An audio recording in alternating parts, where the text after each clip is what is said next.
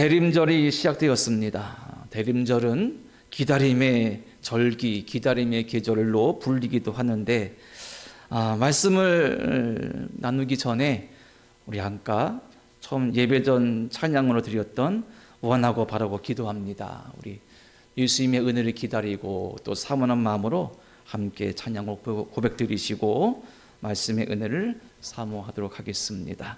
원하고 바라고 기도합니다. 악보 띄워주세요.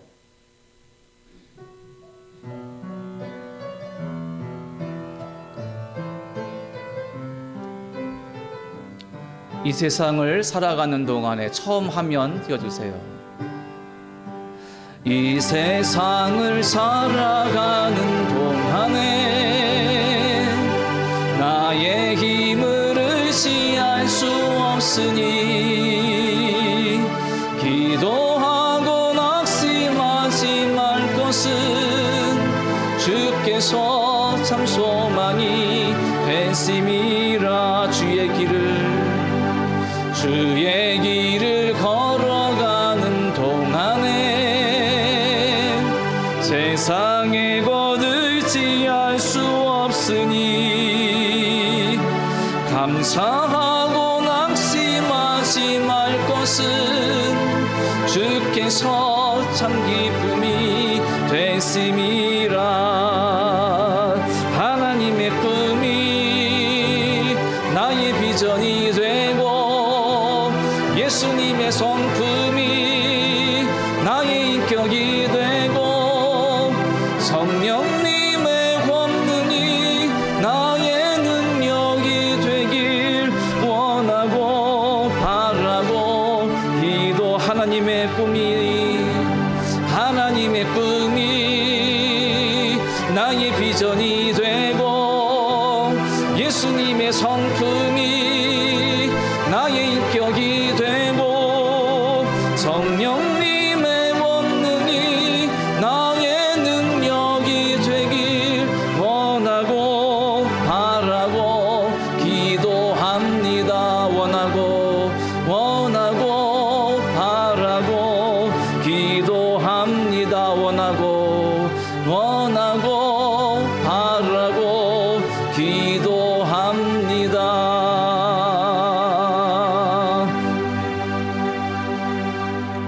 가사 가운데 하나님의 꿈이 나의 비전이 되고 예수님의 성품이 나의 인격이 되고 성령님의 권능이 나의 능력이 되길 원하고 바라고 기도합니다. 원하고 바라고 기도하는 믿음, 또 원하고 바라고 기도하며 기다리는 계절, 주의 은혜를 사모하는 계절, 대림절 첫 주를 맞았습니다. 대림절은 교회력의 시작입니다. 태양력, 우리가 지키는 달력으로 따지면 우리 교회력에서 오늘이 1월 1일인 셈입니다. 대림절은 예수님의 탄생과 오심을 기다리는 절기로 성탄절 전 4주의 기간을 말합니다. 저는 개인적으로 연속 설교를 좀 좋아하는 편입니다. 어떤 특정한 주제를 정의해서 그 말씀을 쭉 찾아가고 이어가는 것을 좋아하는데 장단점이 있죠. 지난 여름부터 계속 연속 설교를 해왔기 때문에 대림절에는 연속 설교를 생각지 않았었으나 어느 순간 대림절에 연속 설교를 해보고 싶다 그런 마음이 들었고 그런 가운데 어떤 주제를 생각할 수 있을까 많은 생각을 떠올리다가 예수님의 눈빛이 생각났습니다. 예수님은 뭘 보고 계셨을까? 예수님은 누구를 보고 계셨을까? 무엇을 보고 무엇을 생각하셨을까? 그러면서 예수님의 시선이라는 작은 주제를 생각하게 되었고 그런 가운데 대림절 4주 동안 예수님의 시선이라는 주제로 말씀을 나누고자 합니다.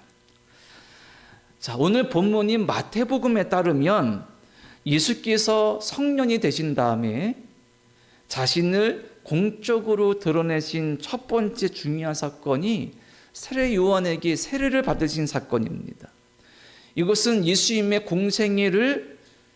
공생애가 시작되었음을 공적으로 알리는 사건이며 공적 선언이기도 하십니다.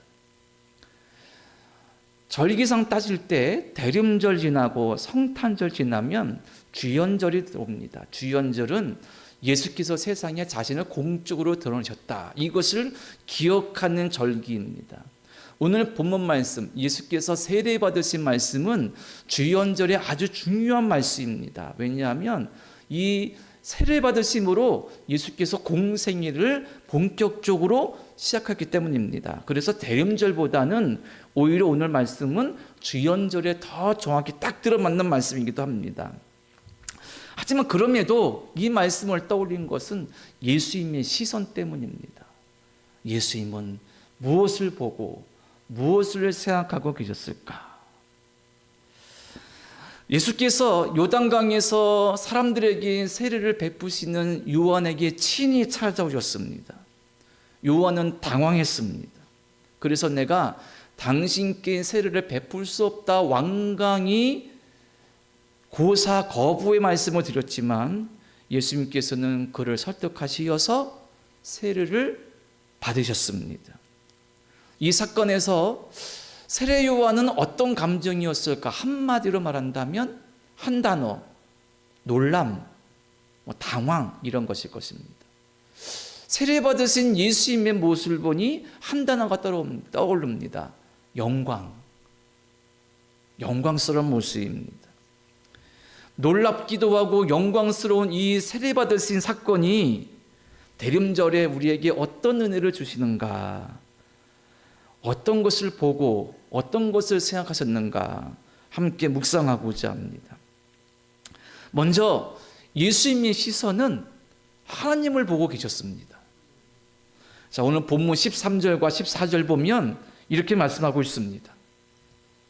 이때 예수께서 갈릴리로부터 요단강에 이르러 요한에게 세례를 받으려 하시니 요한이 말려 이르되 내가 당신에게서 세례를 받아야 할 터인데 당신이 내게로 오시나이까. 요한이 깜짝 놀랐습니다. 예수께서 자기에게 오셔서 세례를 받겠다는 것입니다. 그 당시의 세례는 침례인 것입니다. 세례 베푸는 사람 앞에 어쨌든 세례 받는 사람은 무릎을 꿇어야 될 것이고, 세례 베푸는 자가 세례 받는 자 머리 위에 물을 붓고 요단강에 깊이 한번 잠겼다가 올라와야 됩니다. 세례 요한은 알았습니다. 그가 지금까지 많은 사람들에게 설교하고 세례 베풀면서 이렇게 말을 했죠. 나는 내 뒤에 오시는 분을 준비하는 사람인데 나는 그분의 신을 들기도 감당하지 못할 만큼 그분은 정말 영광스러운 분이요, 나는 하찮은 사람이다. 그런데 직감적으로 예수께서 그에게 나오실 때, 아, 저분이 내가 말한, 내가 기다리고 내가 믿고 있는 그분이구나. 그런데 그분께 내가 머리에 손을 얹고 그분이 내 앞에서 무릎을 꿇고 그분이 내가 손으로 누를 때에 물에 잠기고 올라오신다? 감당할 수 없는 일이었습니다. 그런데 이것보다 더 우리를 당황케 하는 문제가 있습니다. 난제, 어려운 문제입니다. 그것은 이것이죠. 왜 예수님은 세례를 받으셔야 하는가? 왜 예수님은 세례를 받으셔야 하는가? 예수께서 하나님의 아들이시라면 왜 세례를 받으셔야 되는가? 자, 이 말씀을, 이 문제를 조금 묵상하고자 한다면 오늘 본문의 앞부분이 3장 1절과 12절을 좀 볼 필요가 있습니다. 앞단락은 세례 요한의 사역을 쭉 설명하고 있습니다. 말씀드린 것처럼 세례 요한은 자신이 메시아의 길을 준비하는 자인 것을 알았고요. 그리고 오실 메시아를 위하여서 사람들의 죄를 회개시켜서 깨끗하게 해서 메시아 맞을 준비를 하고 그분 영접할 준비를 하고 하나님께 영광 돌리도록 그들의 죄를 책망하고 회개의 세를 베푸는 것이 그의 사명인 것을 알았습니다. 그리고 그는 이렇게 설교했죠. 너희가 회개하지 아니하면 심판받는다. 너희는 하나님께 큰 책망받을 것이다. 그래서 그의 설교 일부분 앞달락의 8절부터 10절까지 보면 요한은 이렇게 설교합니다. 그러므로 회개에 합당한 열매를 맺고 속으로 아브라함이 우리 조상이라고 생각하지 말라. 내가 너에게 이르노니 하나님이 능히 이 돌들로도 아브라함의 자손이 되게 하시리라. 이미 도끼가 나무 뿌리에 놓였으니 좋은 열매를 맺지 아니하는 나무마다 찍혀 불에 던져지리라. 참 무서운 말입니다. 유대인들에게 회개에 합당한 열매를 맺지 아니하면 너희는 도끼에 찍혀서 불에 던져 심판받을 것이야. 너희가 아브라함의 자손이라고 특권의식, 우리는 이스라엘 백성이라고 그런 것 아무런 필요 없어. 너희는 심판받을 것이야. 회개해야 돼. 참 무서운 메시지입니다. 그런데 이 믿음과 사명을 가지고 회개와 심판을 선포했던 요한 앞에 예수께서 오셨습니다. 그리고 나에게 세례를 베풀라. 이 세례는 어떤 의미일까요? 회개의 세례입니다. 내가 죄인이다. 내가 세례로 말미암아 씻어야 될 죄가 있다. 이것을 전제하는 것이 요한의 세례인 것입니다. 요한은 놀랄 수밖에 없습니다. 메시아이신 하나님의 아들이신 그분이 회개의 하심으로 세례로 씻어내야 될 죄가 있으시다고? 이것은 논리적으로, 신앙적으로도, 교리적으로도 맞지가 않습니다. 그런데 예수께서 그렇게 놀라 당황하는 요한을 설득하시고 그에게 머리를 내미시고 무릎을 꿇고 세례를 받으셨습니다. 그리고 그때 물에서 올라오실 때에 하늘에서 성령이 비둘기같이 하나님의 임재, 하나님의 영광의 모습이 드러났습니다. 표면적으로 세례 요한이 놀란 것은 어떻게 메시아이신 저분께서 내게 오셔서 세례 받으실 수 있는가? 내가 저분에게 세례 받아야 마땅한데 내가 어떻게 그분께 세례를 베풀 수 있는가? 그 놀람과 당황이 있지만 여기서 정말 놀랄 것은 뭐냐면 예수께서 하나님의 의와 하나님의 정의와 하나님의 나라와 하나님의 구원의 계획과 섭리를 위하여서 이 땅에 오셨고 죄인같이 되셔서 세례를 받으셨다는 사실입니다. 여기서 저는 예수님의 시선을 생각하게 되었습니다. 예수님은 누구를 생각하고 계셨길래 세례 받으시겠다고 요단강을 찾아오셨을까? 오늘 본문 15절 말씀 보시기 바랍니다. 예수께서 세례 받으시고 올라오실 때에 이런 말씀이 있습니다. 예수께서 대답하여 이르시되 이제 허락하라. 우리가 이와 같이 하여 모든 의를 이루는 것이 합당하니라 하시니 이에 요한이 허락하는지라. 아멘. 저는 이 부분에서 마음속에 뭔가의 울림이 있었습니다. 이와 같이 하여 모든 의를 이루는 것이 합당하니라.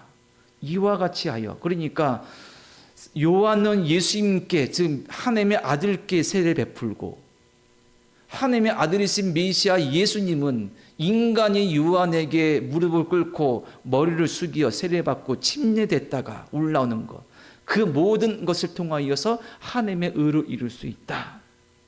궁금했습니다. 다른 성경은 어떻게 번역했을까? 그리고 제가 참고하는 해설서, 주석 같은 책에는 어떻게 번역했을까? 평소 제가 많은 어떤 내용들을 배우고 있는 신약학자 톰 라이트라는 교수는 그분의 책을 찾아보니 이렇게 번역했습니다. 모든 의를 이루는 것이 좋으니라. 이 부분을 지금은 이렇게 해야 합니다. 이것이 우리가 하나님의 구원 계획 전체를 완성시키는 올바른 방법입니다. 예수께서 요한에게 이렇게 말씀하신 겁니다. 지금은 이렇게 해야 합니다. 이것이 당신과 내가 하나님의 구원 계획 전체를 완성시키는 올바른 방법입니다. 여기서 참 놀라게 됩니다. 요한은 예수께서 당신에게 나오신 것 때문에 놀랐지만 정말 놀랄 것은 예수님의 시선에 있습니다. 예수님의 시선은 아버지 하나님을 보고 계셨고, 아버지 하나님을 바라보니까 아버지의 의, 아버지의 뜻, 아버지의 구원 계획, 아버지의 사랑이 느껴지는 것입니다. 알게 되는 것이지요. 그래서 그분은 하나님의 구원기의 전체를 위하여서 자신의 공생애의 사명의 길, 십자의 길을 가시기로 작정하셨습니다. 그리고 요단강에 오셔서 요한에게 세례를 받으신 것입니다. 예수님의 시선은 늘 언제나 끊임없이 하나님께 있었고, 하나님의 뜻, 하나님의 섭리, 하나님의 계획, 아버지의 계획에 있었다는 사실입니다. 세례 요한은 놀랄 수밖에 없었습니다. 세례 요한이 생각하는 메시아는 이런 메시아였습니다. 불의한 세상, 온갖 악이 난무하는 세상, 하나님을 저버린 수많은 인간들, 죄악과 탐욕으로 기고만장한 인간들, 그리고 그런 세상을 하나님 분명히 메시아를 통하여서 무섭게 심판하시리라. 도끼로 찍어서 불에 던져는 것처럼 무섭게 심판하시리라. 메시아는 그렇게 하나님 나라를 세우실 분으로 요한은 알고 있었고 믿었고 선포했습니다. 설교했습니다. 하지만 하나님의 뜻은 달랐고 하나님을 끝없이 바라보던 예수님의 생각도 달랐습니다.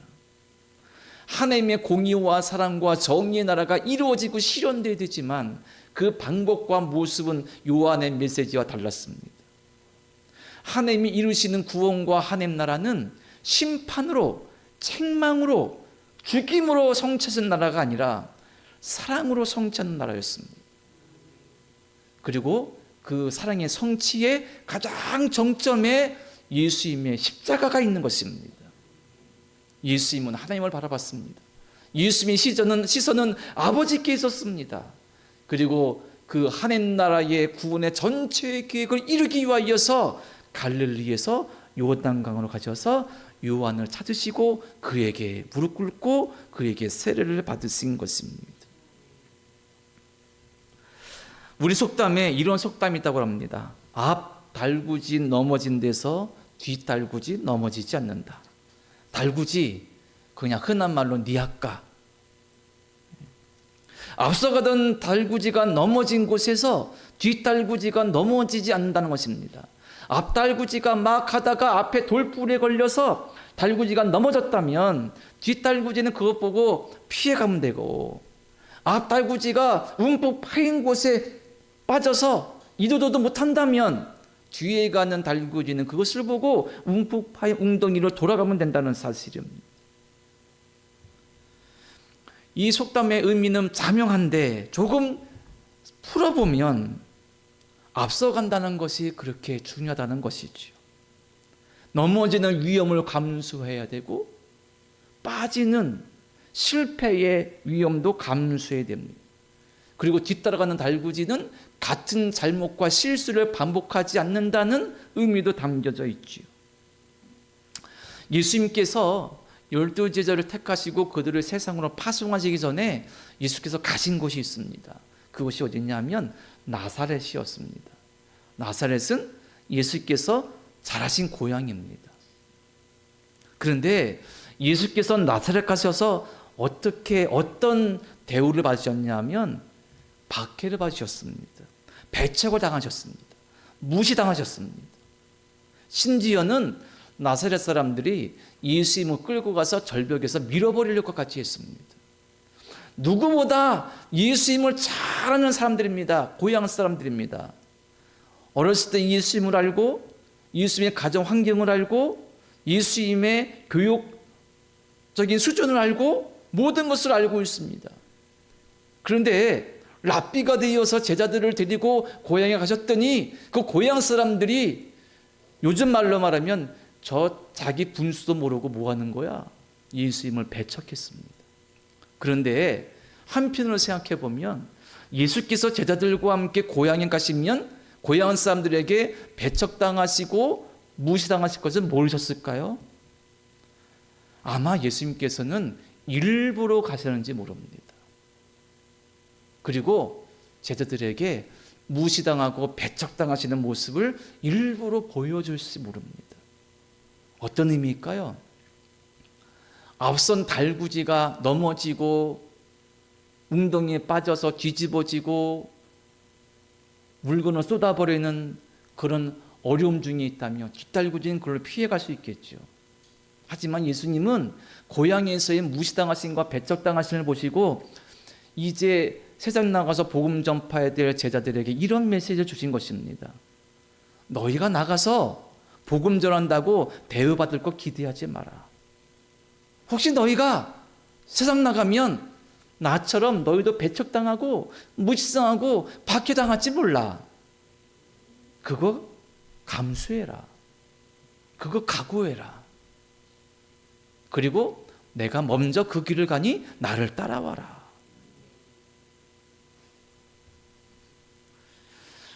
아버지 하나님께 시선을 맞추었던, 아버지 하나님을 바라보았던 예수님은 십자가의 고난의 길을 담담하게 가시려고 결정하셨습니다.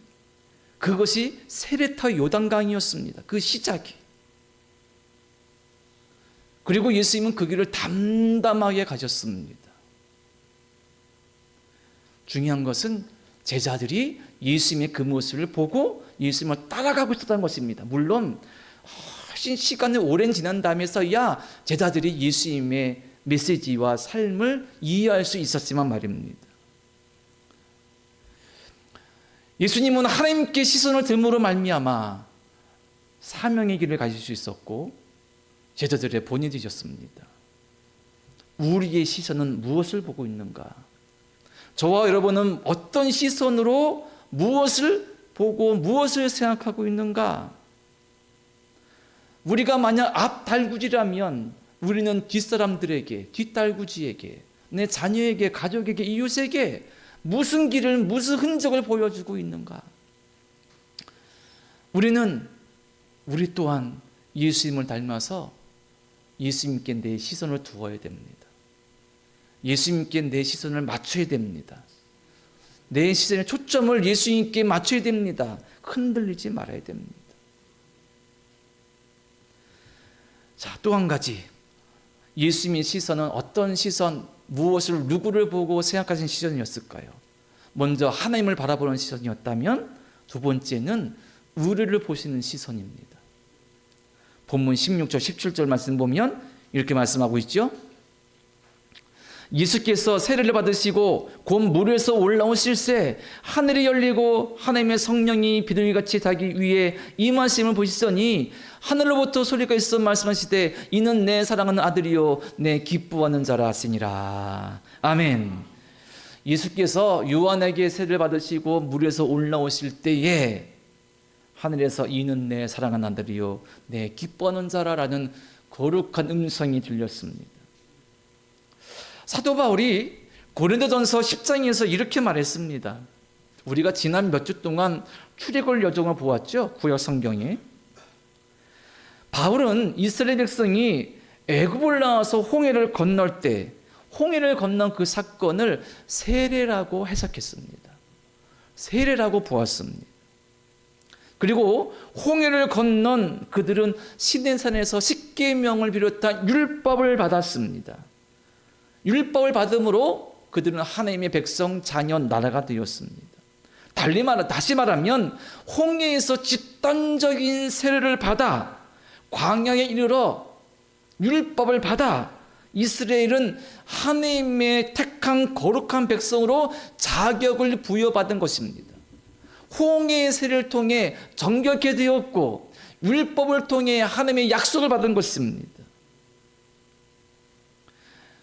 예수께서 물에서 올라오실 때에 성령이 임하셨습니다. 그리고 선포되었습니다. 이는 내 아들이다. 그러니 홍해에서 집단 세례를 받은 이스라엘과 광야에서 율법을 받은 이스라엘, 그래서 거룩한 택한 백성 이스라엘이 된 것이 예수님의 이 세례 받으신 모습에서 보여집니다. 무엇이냐면 이스라엘은 처음 하나님께 택함 받아 온 세상의 구원을 위한 첫나라, 거룩한 백성 제사장나라가 되었다면 이제 예수 그리스도는 세례 받으심과 그리고 하나님의 말씀, 이는 내 사랑 아들이란 이 말씀을 통하여서 이스라엘만이 아니라 온 세상을 구원한 천지 만물을 주관하시고 다스리시는 하나님의 아들로서 진정한 구주로 이 땅에서 선포되신 것입니다. 이것이 세례 사건의 가장 중요한 영광스러운 일인 것입니다. 그런데 이상하게도 요한은 메시아라면 저 무악한, 저 회개망측하고 잔인한 로마 제국을 쳐부술 수 있는 강력한 장군 메시아를 원했습니다. 그렇게 알았습니다. 메시아라면 저 불신앙으로 가득한 유대인들, 자기들이 최고로 생각하는 유대인들, 아브라함 자손이라고 자랑하는 저들을 책망하시고 심판하시는 그런 심판자 메시아를 그렸습니다. 선포하고 설교했습니다. 그런데 오신 메시아 예수님은 그런 메시아가 아니었습니다.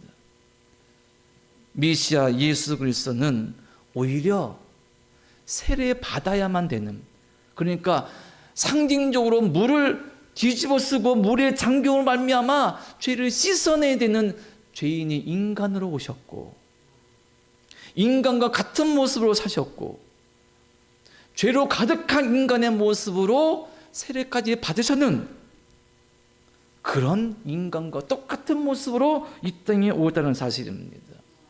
자료에 보면 예수님 당시에 이스라엘 전국은 회개의 운동으로 가득했다 그럽니다. 그리고 그 운동의 가장 정점에 요한이 있는 것이죠.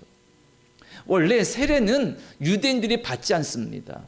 유대인들에게 세례는 어떤 의미냐면 이방인의 유대교를 개종할 때 하던 행위가 세례였습니다. 그런 유대인들이 회개의 세례를 받을 필요가 없어요. 그런데 요한의 시대에 요한이 선포하니까, 회개하고 하나님께 나오라 선포하니 전국 각지에서 요단강으로 몰려들어서 요한에게 세례를 받은 것입니다. 회개의 세례, 하나님의 은혜를 사모하는 회개의 세례를 받고자 하는 그 구원의 열풍이, 열광이 그 시대에 있었습니다. 그때 예수님께서 그들 가운데 가셔서 그들처럼 죄인의 모습으로, 그들처럼 세례를 받으심으로 말미암아 그들의 구주가 되시고 온 세상의 구주로 선포되신 것입니다. 그런데 죄인인 사람으로 이 땅에 오셔서 그들 가운데 자신을 드러내신 예수님께서 지금도 우리와 함께 하시고 우리와 자신을 동일시하시고, 이제 그분이 눈으로, 그분의 시선이 우리를 향하고 계신다. 예수님의 시선이 우리를 향하고 있습니다. 이 땅에 똑같은 죄인의 모습으로 오셔서 세례 받으심으로 말미암아 메시아의 길을 가신 예수님께서 지금도 우리를 바라보시면서 우리를 긍휼히 여기시고 우리를 사랑하시고 우리와 똑같은 삶의 현장과 자리에서 우리를 안타깝게 여기시며 우리와 함께 하시는 거룩한 주가 되신다는 사실입니다. 지난주 토요일 집사람이 입원을 했죠. 그리고 수요일에 퇴원을 했습니다. 입원이나 아픈 부분에 더 세세하게 말씀드릴 수는 없으나 그런 가운데 느낀 점 하나가 있다면, 많은 부분이 있지만 한 가지를 말해본다 하면, 집사람 없으면 못 살겠다, 이런 거였습니다. 예전 제가 농촌에서 목회할 때 그때 집사람이 몸이 좀 아파서 몇 번 입원하는 일이 있어서 그때 주일을 사모 없이 지난 적이 있습니다. 그런데 그때랑 입원이라는 마음이 많이 달랐습니다. 이번엔 기억도 좀 사라지고 막 좀 그런 부분이 있어서 마음이 참 무거웠고, 그리고 집사람 없이 주일을 준비하는데 마음속에서 여러 가지 감정들이 북받쳐 올리기도 했습니다. 3일 동안 병원에서 잠을 잤습니다. 침상에서 집사람이 자고, 보통 옆에 보호자가 간병인이 함께 자는 간이 침대가 있지 않습니까? 거기서 누워서 3일을 잤는데 잠들이가 불편했던지 어깨부터 목까지 막 결립니다. 지금도 아직 좀 결리는 부분이 남아 있습니다. 잠도 제대로 못 잤습니다. 간호사들이 한두 시간마다 와서 침대마다 물어보기도 하고, 그 새벽에 피검사하기도 하고, 그 새벽에 약을 주기도 하고, 뭔가 처치를 하기도 하고, 제대로 잠을 잘 수가 없었죠. 그런데 3일 동안 그렇게 불편한 잠을 잤지만 그렇게 힘들지 않았습니다. 그렇게 힘들다는 생각하지 않았습니다. 오히려 이 사람 잘 빨리 회복돼야 되는데 그 마음만이 간절했습니다. 건강하게 회복돼야 되는데 그 마음이 워낙 강하다 보니 저 사람 없으면 못 살 것 같은데 안 될 것 같은데 그 마음이 너무 강하다 보니 불편한 잠자리, 수면 부족, 피곤함 그런 것들은 크게 문제가 되지 않았습니다. 이 말씀을 드리는 이유는 이겁니다. 우리에게 예수님은 어떤 분인가? 있어도 되고 없어도 되는 분이냐? 여러분에게 예수님은 있어도 되고 없어도 되는 분입니까? 믿어도 되고 안 믿어도 되는 분입니까? 내 마음의 생각이나 상황과 판단에 따라서 그냥 무시해도 되고 버려도 되는 분이냐? 아니면 모셔야 되는 분이냐? 예수님 없어도 살 수 있느냐? 예수님 없어도 살 수 있느냐? 저와 여러분은 예수님이 없으면 안 됩니다. 아니, 모든 사람, 모든 영혼에게 예수님이 없으면 안 됩니다. 믿어도 되고 안 믿어도 되고 선택사항이 아닙니다. 모든 사람에게 예수님은 꼭 계셔야 되는 분입니다. 단 많은 사람들이 그분께 마음을 열지 못하고 영접하지 못하기 때문이죠. 우리는 예수님 없이 살 수 없는 존재입니다. 하나님께서 우리를 그렇게 만드셨습니다. 그리고 그 예수께서 이 땅에 우리를 위해 오셔서 우리를 바라보십니다. 그분의 시선이 하나님께 향하여 당신의 사명이 우리를 살리시는 것임을 깨달으시고 우리를 바라보시며 우리와 함께 하시고 우리와 동행하시며 끝내는 우리를 위해 죽기까지 하셨습니다. 하나님을 향한 시선이 우리를 향해서 돌리신 것입니다. 그분의 마음, 그분의 시선, 그분의 생각은 사랑이요, 그래서 은혜요, 구원이요, 능력입니다. 내 삶의 부분이 힘들고 어려울지 모릅니다. 육신적 질병과 약함, 영적 침체와 어려움으로 낙심되고 주저앉을 때 있을 수밖에 없습니다. 그럼에도 그때마다 우리는 예수님의 시선을 생각해야 됩니다. 예수님이 나를 바라보신다. 예수님의 시선이 나를 바라보신다. 나는 그분을 믿어도 되고 안 믿어도 되고가 아니라 그분을 바라보고 그분을 붙잡아야 됩니다. 말씀을 정리합니다. 기다림의 계절, 대림절이 시작되었습니다. 그리고 예수님의 오심을 기다리면서 예수님의 시선이 어디를 향하고 계신지 생각하기를 원합니다. 예수님의 시선이 아버지 하나님을 향했고 그 시선은 나를 향하셨다. 그리고 그 사랑의 시선은 지금도 우리를 바라보시고 우리의 삶의 자리에 우리의 심령에 함께 하신다. 그래서 그분은 나의 위로가 되고 생명이 되고 구원이 되시는 메시아가 되신다. 우리는 그분께 시선을 두어야 된다. 사랑하는 성도 여러분, 예수님께 향한 내 시선을 멈추지 말아야 되고 초점을 그분께 맞춰야 됩니다. 지금도 우리를 바라보시는 그분의 시선을 바라보시면서 믿음 안에 굳건하게 되며 그분을 바라보며 기다리며 믿음의 길로 나아가야 됩니다. 이 믿음으로 굳건하여서 나를 따라오는 이들이 있다면, 나와 함께하는 이들이 있다면 그들에게도 예수님의 시선을 보여줄 수 있고 나눠줄 수 있는 그런 시선 같은, 그런 성도 같은 우리 모두가 되어서 하나님께 영광 돌릴 수 있는 우리 모두가 되기를 간절히 축원합니다. 기도드립니다. 거룩하신 하나님, 원하고 바라고 기도합니다. 우리가 주님을 바라볼 수 있도록, 우리의 시선이 주를 향할 수 있도록, 우리의 시선의 초점과 마음의 중심이, 생각의 모든 것이 주를 향하기를 간절히 사모합니다. 예수님의 시선이 아버지 하나님을 향하여 우리를 향하신 거룩하신 사랑과 구원을 이루신 것처럼 우리 또한 주님을 바라보아서 믿음으로 주를 기다리며 인내하며 섭리 가운데 주께 영광 돌릴 수 있는 은혜를 우리에게 허락하여 주시옵소서. 예수님의 이름으로 기도드립니다. 아멘.